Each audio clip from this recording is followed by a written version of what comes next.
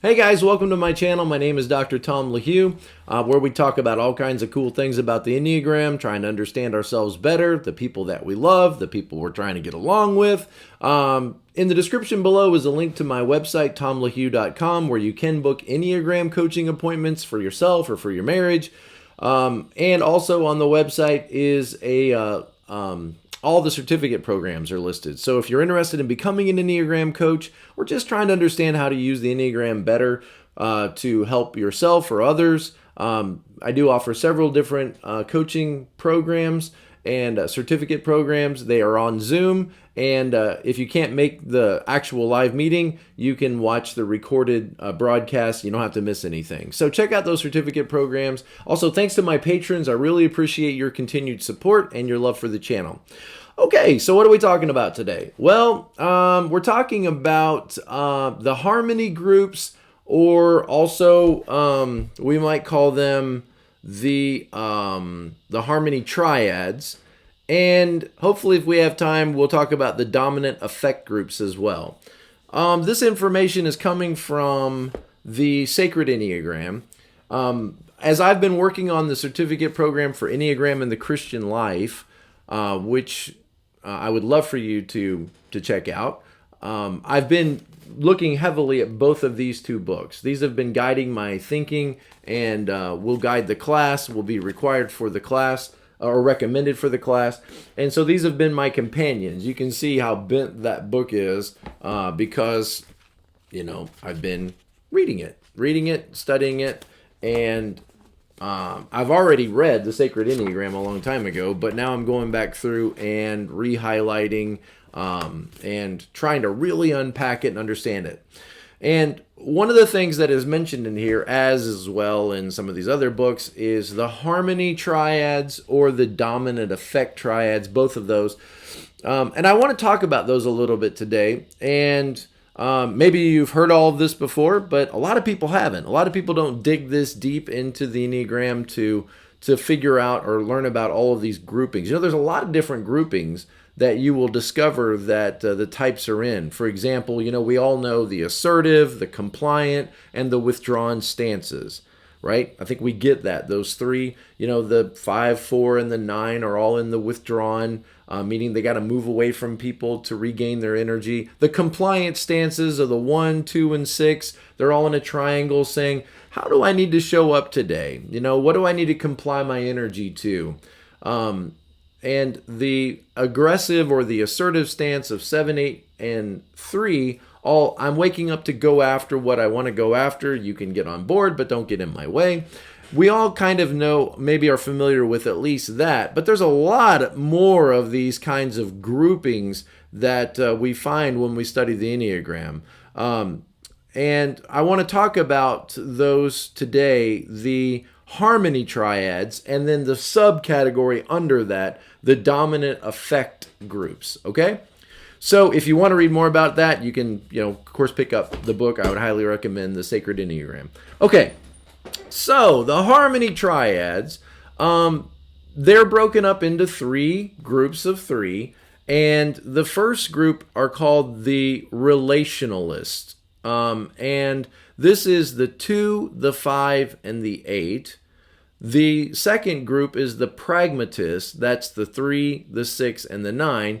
And then finally the idealists, which are 1, 4, and 7. Okay, so let's go back to the relationists, 2, 5, and 8.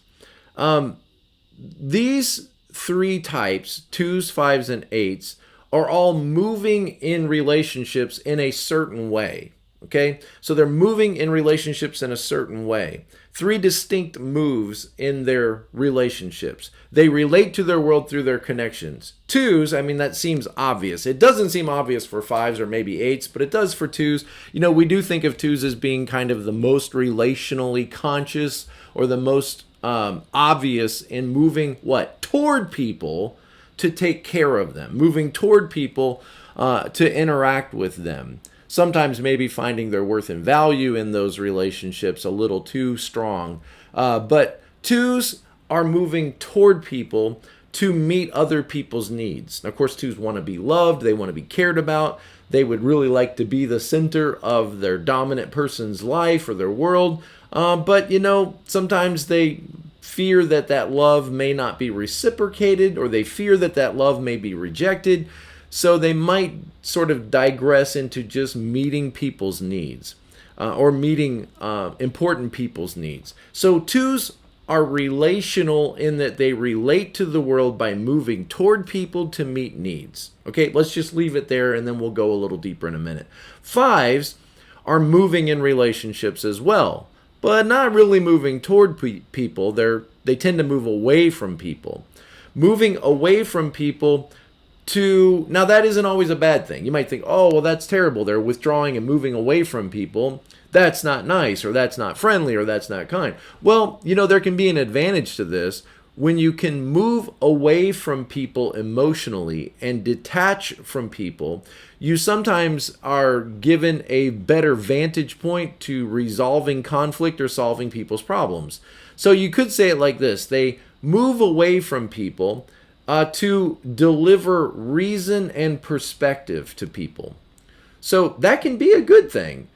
If you're not necessarily needing all of this attention from people and needing to be liked by people and needing to interact with people, you might be in a better position to kind of look at things objectively and to be able to do what I call bottom lining problems. You got a relationship problem between 2 people, and this one feels very strongly and passionately this way, and this one feels very strongly and passionately this way. Who's going to be able to sort this out? Of course, 9s make good mediators, but 5s are really good at solving these relational dynamics and seeing the objective problem and sort of filtering out all of the emotional stuff.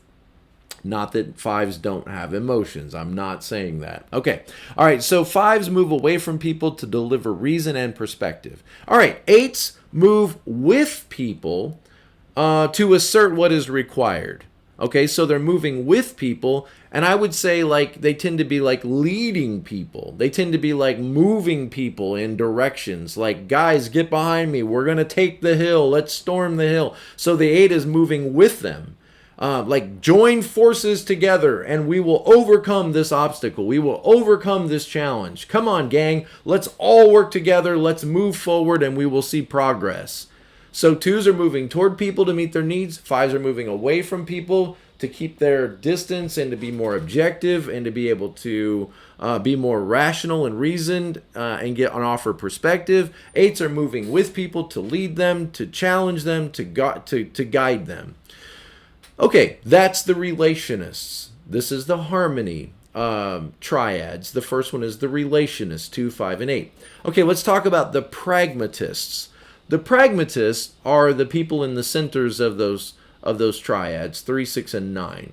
Okay? So 3, 6, and 9 are the pragmatists. And we might say it like this.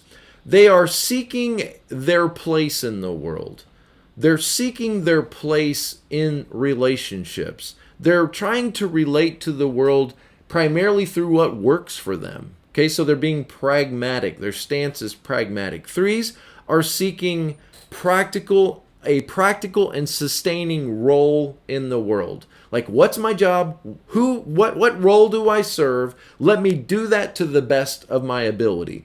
So I'm going to be a lawyer, then I'm going to be the best lawyer. I'm going to be a teacher, then I'm going to be the most compelling teacher, the most productive teacher. What is the role that I am filling? Let me fill that role and let me attach myself pragmatically to that role.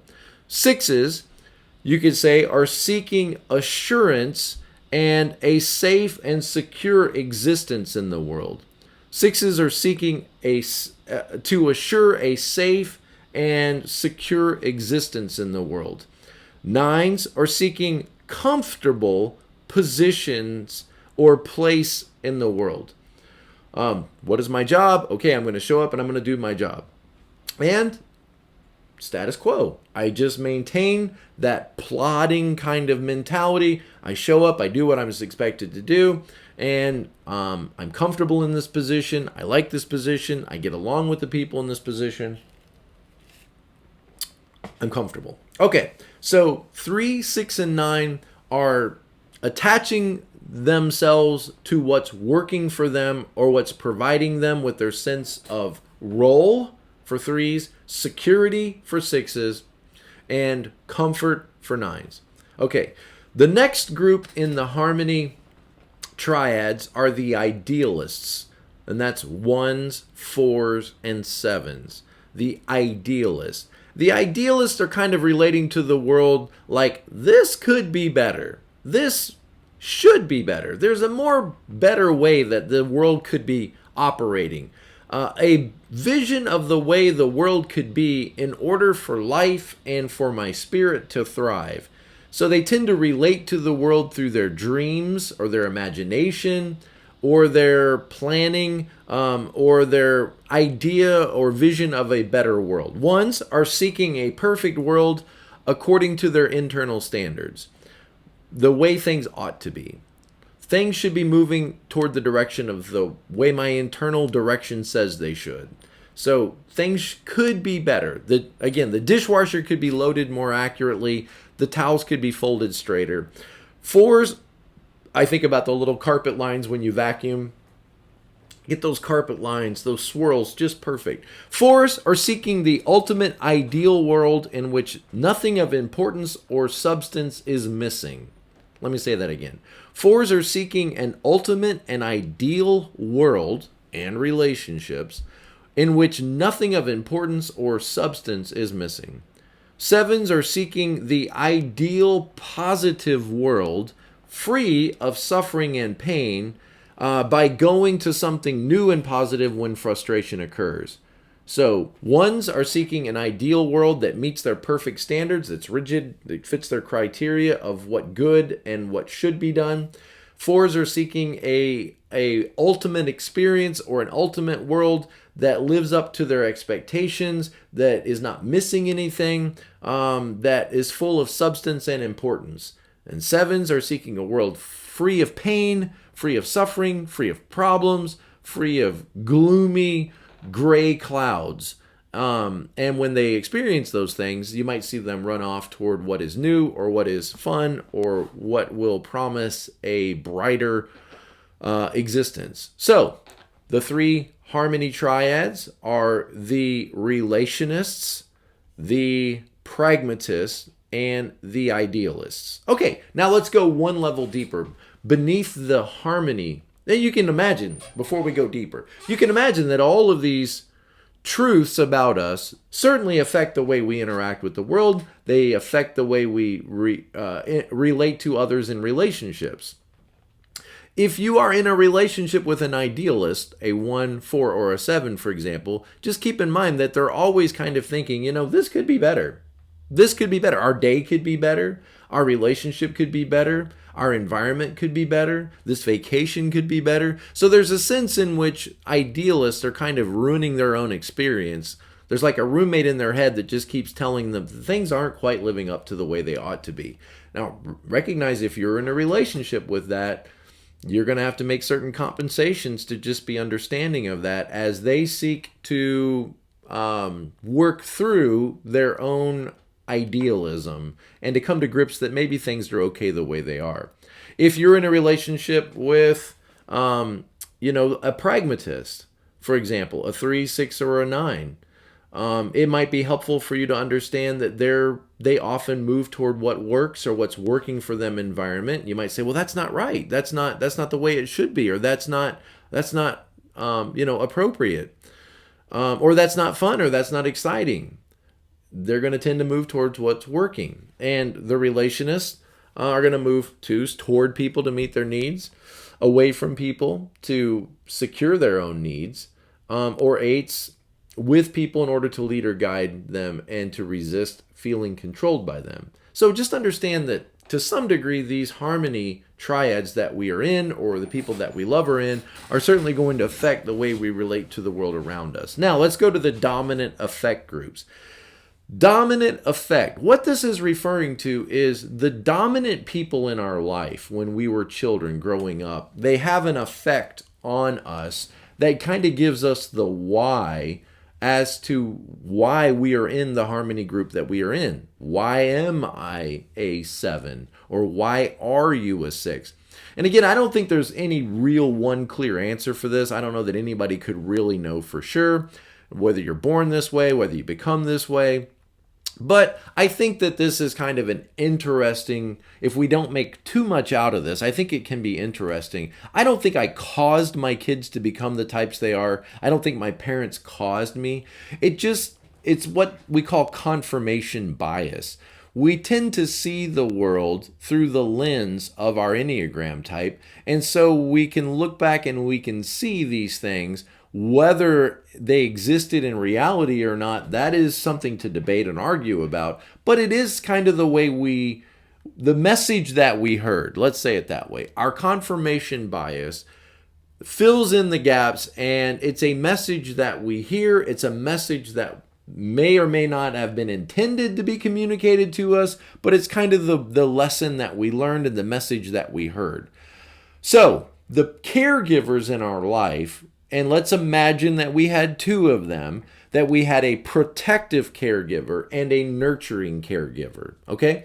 So kind of the simple way to say this is a dad and a mom, okay? The protective caregiver, the dad, and the nurturing caregiver, the mom. Now, before you leave a bunch of comments, I know and I get it that sometimes these roles aren't so traditional. Sometimes it's not this cut and dry. Maybe in your home, mom was the protector and dad was the nurturer. I get it. I'm just saying, according to traditional ways of thinking, think of the protective caregiver as being the dad, the nurturing caregiver as the mom. That'll help you so much in understanding what this dominant affect group thing is talking about. Okay.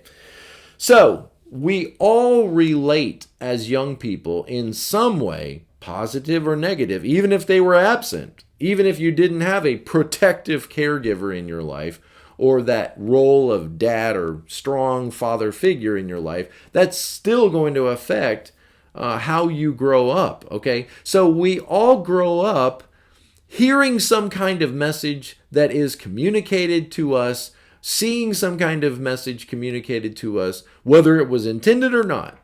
We have this confirmation bias toward those caregivers of what we think they were trying to communicate to us or how we perceived their interactions with us. And the thinking is that these interactions and the way we related to them kind of helps lock in that Enneagram type, or we could say we tend to see it because of our Enneagram type. Whichever way you look at it, the chicken or the egg, let's just move on. I'm not a 5. I visit it, but I'm not a 5. Okay, so dominant affect groups. This refers to the why we tend to relate to the world in the way that we do. Why are we in the harmony group that we are in? The way we relate to the dominant family relationships, the nurturing caregiver, mom, and the protective caregiver, dad. Okay, the rejection types, 2s, 5s, and 8s. Now, in the harmony group, they were called the relationists, right? In this group, they're called the rejection types. It's the same 3 types, 2s, 5s, and 8s. But now they're called the rejection types. Now, that doesn't sound good. You might be thinking, what? I'm a rejection type? I love people. Okay, hang on. Let's talk about this. All right. So the rejection this group experienced somewhere in their 2 caregivers, protective and nurturing, there was some kind of rejection that went on. Okay? There was some kind of rejection that causes these types to deflect their own needs by rejecting what they want.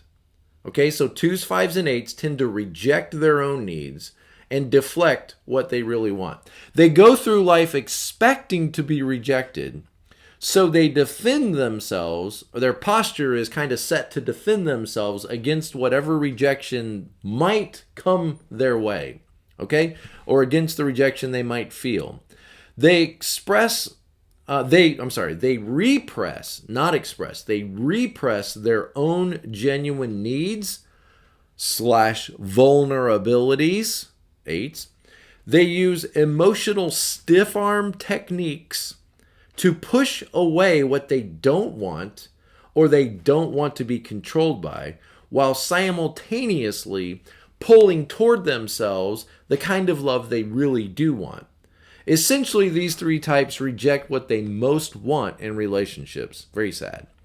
They must learn to be truthful about their own needs. Their willingness to have their needs met by others is the first step to their journey home. Okay, so let's talk about the twos first.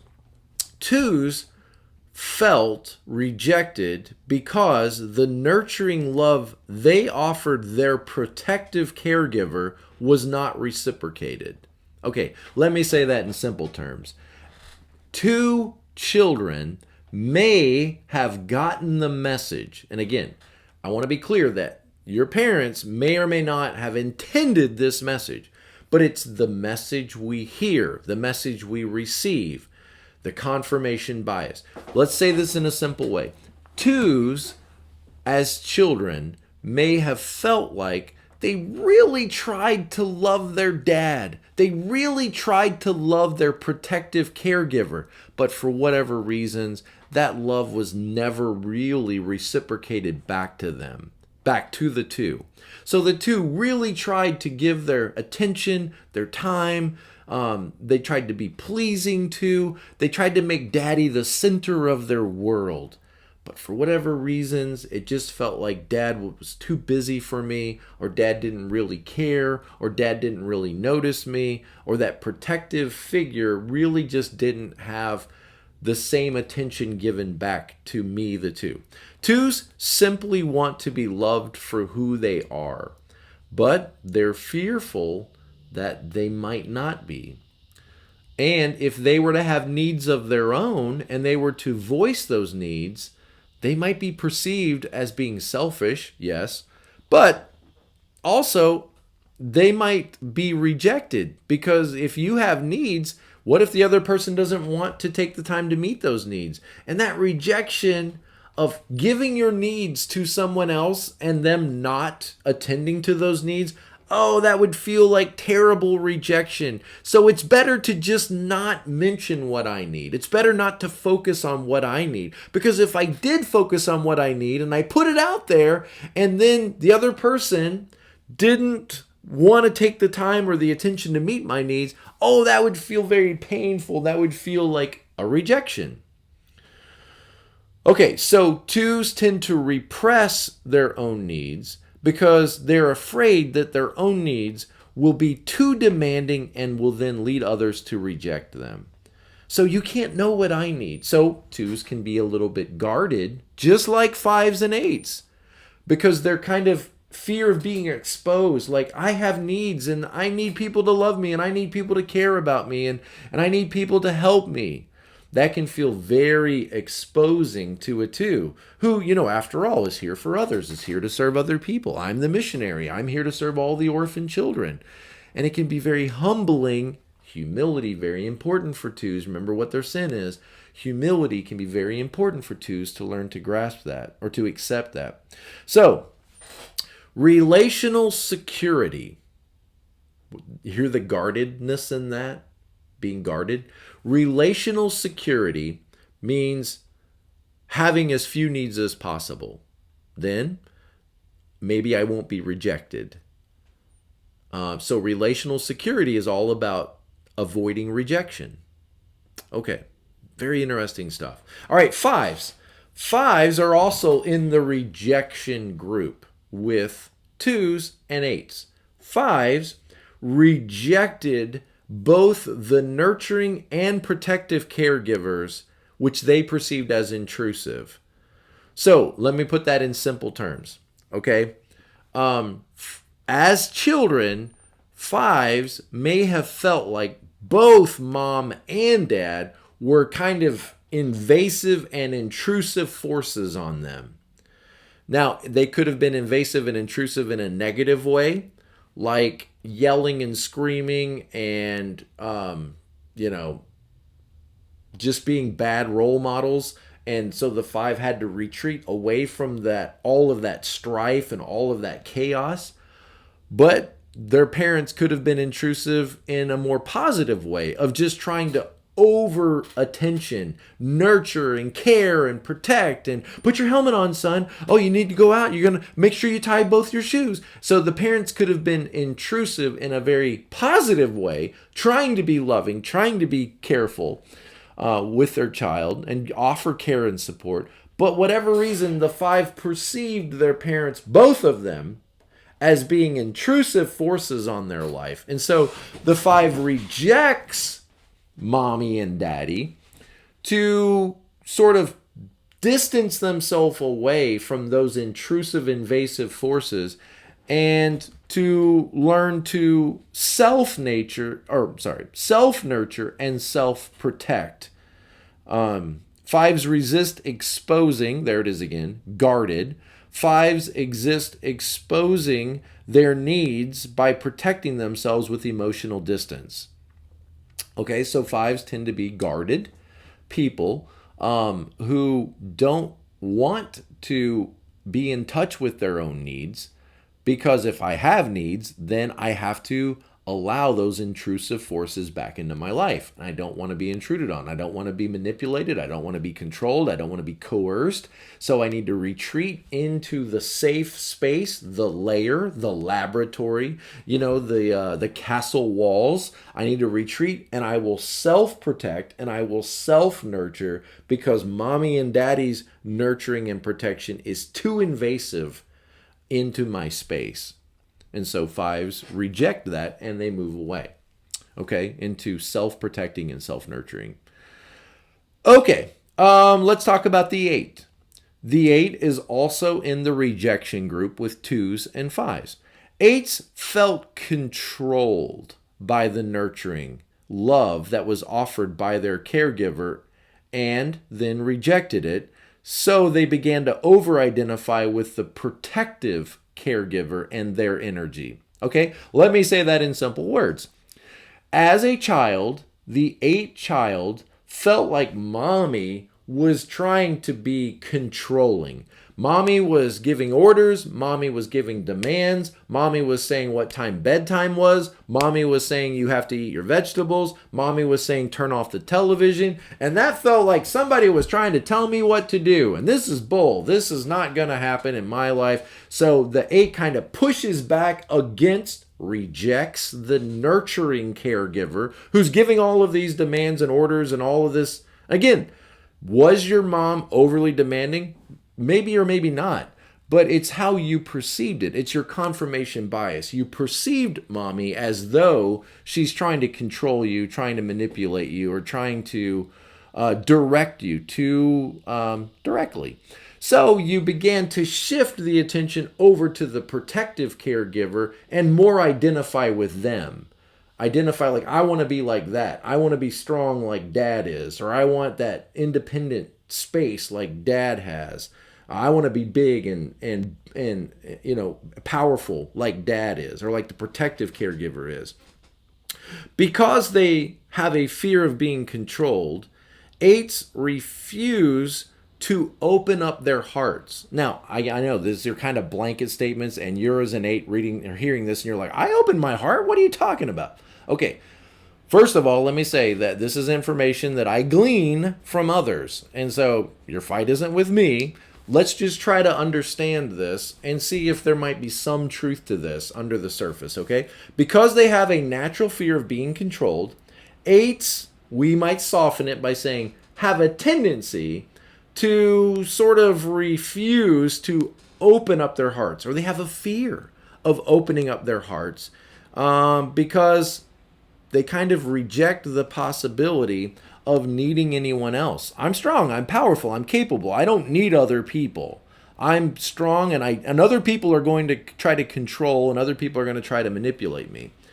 8s may also resist facing their own pain and their fears, and would rather focus on other people's pain and fears and fight for them than to be vulnerable about their own fears or their own, we could say, childhood isms of insecurity or indecision or disappointment, all those things that make you feel like a helpless child. Nope, 8s tend to suppress that vulnerable stuff while themselves being drawn to pure vulnerability. They're drawn to protect other people's fears and to fight for them, but they may resist sharing those things about themselves. So they tend to reject their own vulnerability. They do not allow themselves to want or to ask others to help them or to meet their needs or to take care of me. That can be something that 8s tend to reject. Okay. All right, so those are the rejection types.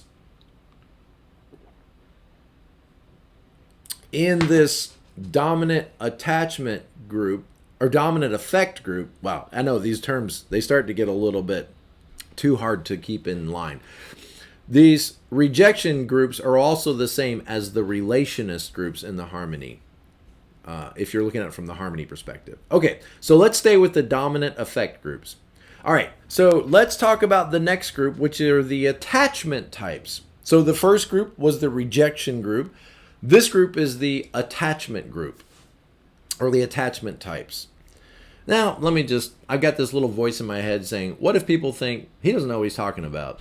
That's always true. I'm always cognizant of the fact that I'm not an expert in this. I'm a student of this, trying to learn it, trying to understand it. And so if you're 10 years ahead of me in this and you think he doesn't really communicate this well, I'm trying. Okay? So there's my 6 wing showing, is that what if people are thinking this guy doesn't really know what he's talking about? Well, I just try and study and figure out and then post so that you guys don't have to do all the reading and all of that if you don't have time for it. So maybe I do, maybe I don't. I'm doing the best I can. All right, let's keep going. The attachment types, 3, 6, and 9, which are called in the harmony group the pragmatists. In the dominant affect groups, they're called the attachment types, 3, 6, and 9. So this group holds on to the practical energies they find that support their own sense of self.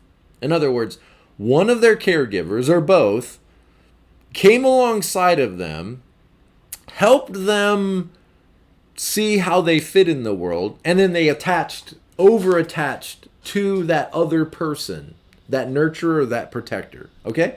So they desire to maintain a comfortable and stable relationship with people or the things that they identify with. They want to hold on to whatever works or is working for them in their life.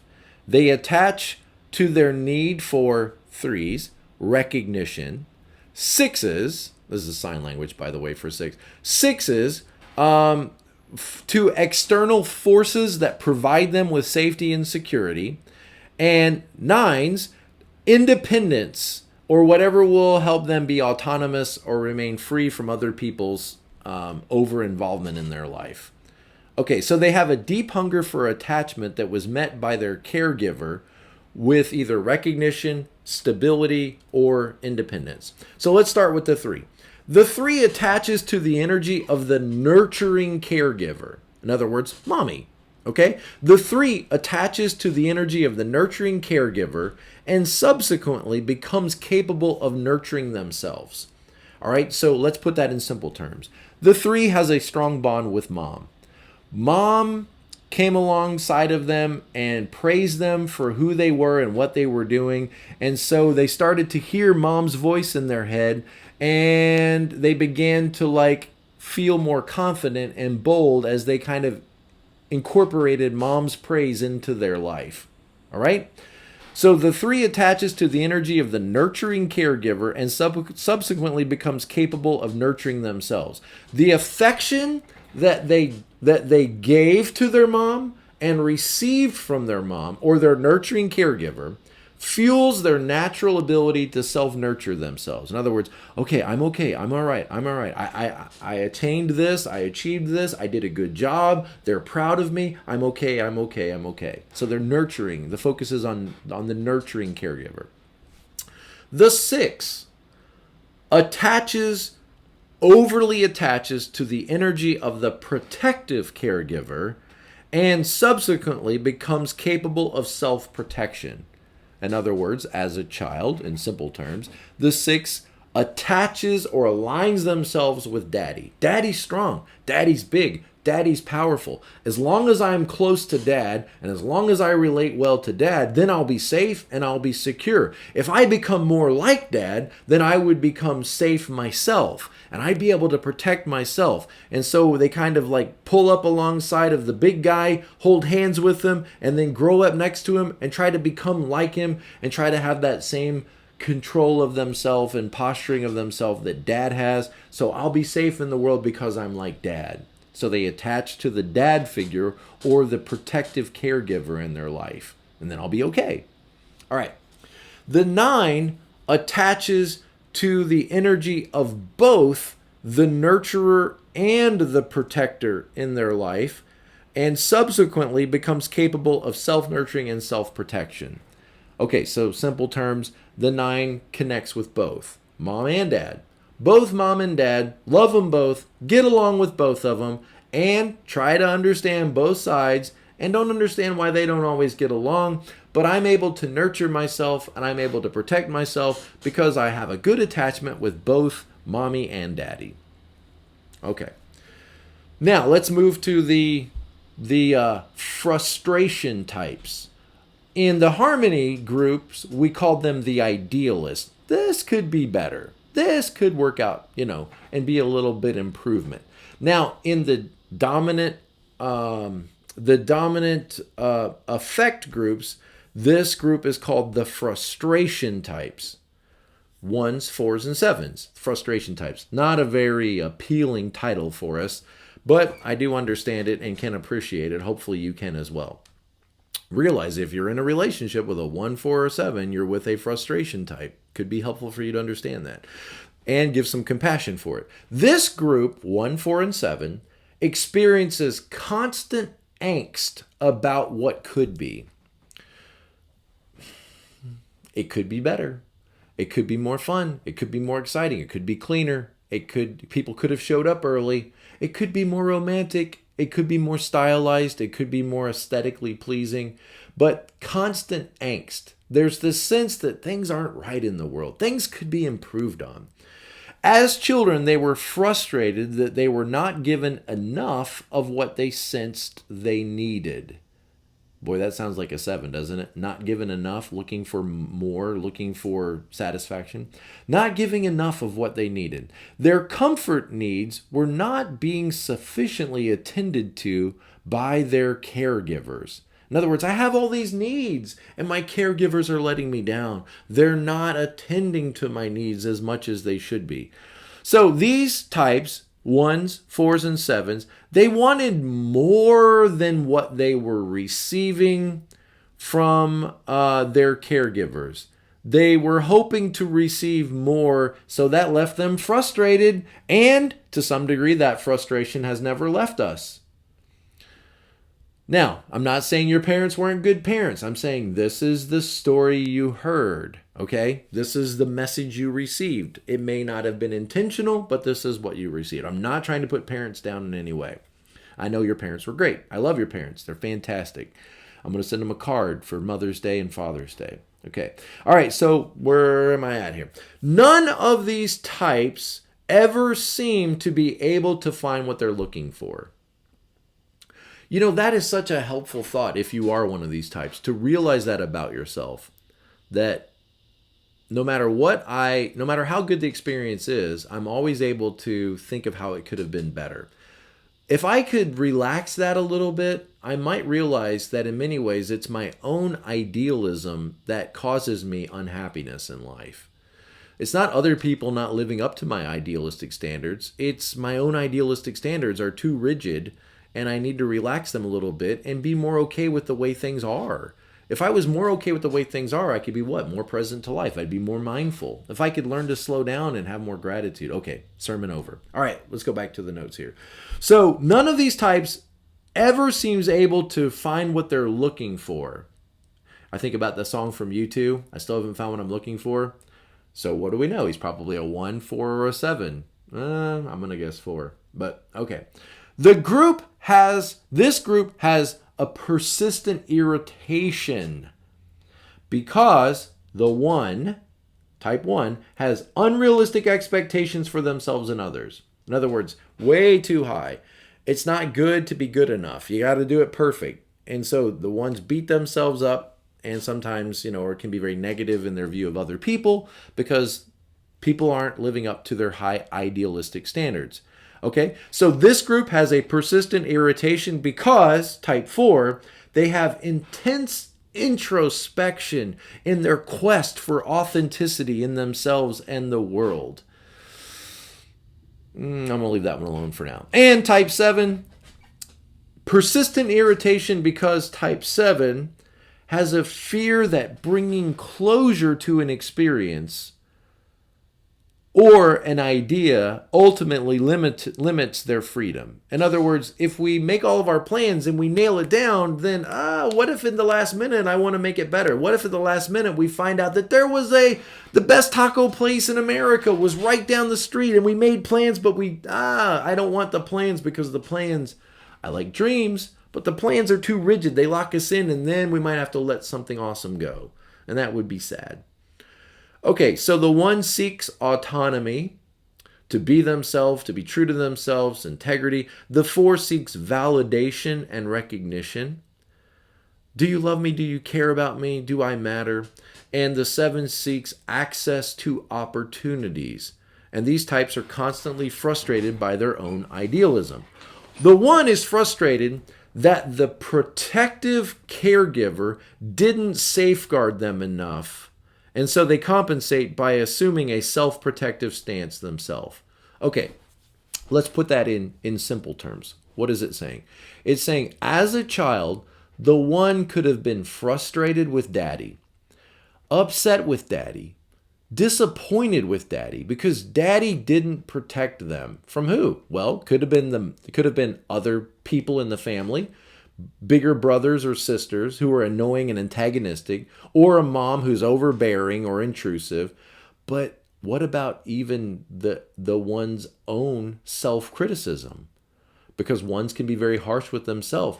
And they really needed daddy to step in, the protective figure to step in and do a little more refereeing and saying, honey, it's okay, you did your best, don't beat yourself up. Or, hey, knock it off, kids, don't be so hard on your sister. Or whatever, that one got the sense that the self-protective figure didn't provide enough care or enough referee or enough mitigation to protect them in this life. So the 1 becomes a parent themselves in their own mind. The inner critic, the inner parent within them, they become like the protective figure themselves. Okay, because they're not doing their job, so I need to do this job for them. Okay, the 4 becomes frustrated with the nurturer and the protective caregiver, both mommy and daddy, because they didn't give enough affectionate attention and maybe other things. Acceptance, that might be important. Acceptance. Admiration, that could be important. So they compensate by assuming a self-protection and self-nurturing stance. Okay, so let's put this in simple terms. As a child, the 4 felt like both mommy and daddy didn't have time for me. They didn't really care about me. They weren't really on my team. They weren't really supportive of me. They didn't understand me. They didn't get me. They were too busy for me. I was an add-on. I was an appendage to the family, and mommy and daddy just couldn't be bothered with me. And so they didn't give me the attention I was seeking. I would do these wonderful creative things, and they would just kind of blow them off as if they were passé, pedestrian, and mundane. And so the 4 retreats away, trying to self-nurture and self-protect themselves.